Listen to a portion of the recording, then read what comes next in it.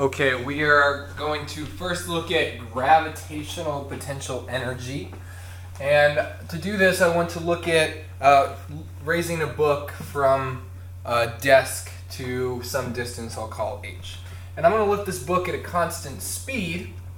So the first thing I want to do is look at the work done by F my actual picking up this book and raising it on up.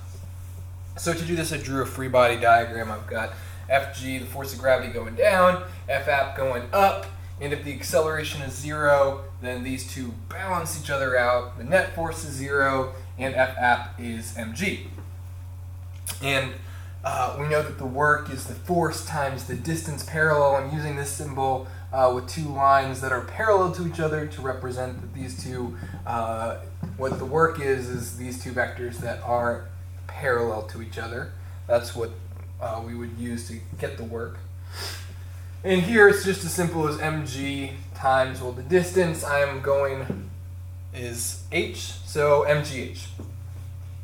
Now, from an energy perspective, this book starts at rest, so there's no energy in the system.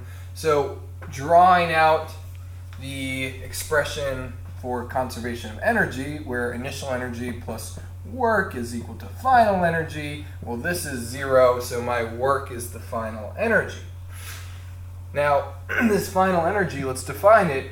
It is an energy where there's now some potential to move. This book is up here. If I were to release it, it could very well move and fall down. So I'm going to now define that as the potential energy, and I would say that this potential energy is mgh.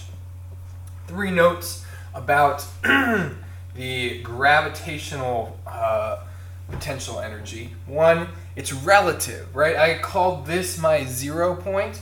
This h is defined to be from here to here, but it's all dependent on where I call my 0. So gravitational potential energy is really in reference to some change in position. We wouldn't get an absolute value like, oh, Mr. Meyer, you have 4 joules of potential energy at this current moment. There has to be some change in height for this to be relevant. 2, the potential energy, the gravitational potential energy, is only present if we have a 2-object system. It's only present because the Earth is pulling this book down. And we have mgh as our potential energy because the Earth is there. Remember, this g is because of the gravitational field of the Earth of 9.8 meters per second squared. And you got the mass of the book and the height.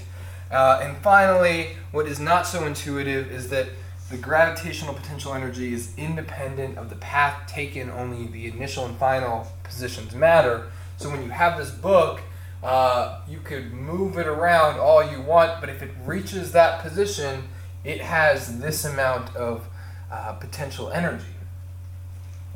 So it's completely independent of however you choose to get to that point. Once you do, you have that amount of potential energy. All right.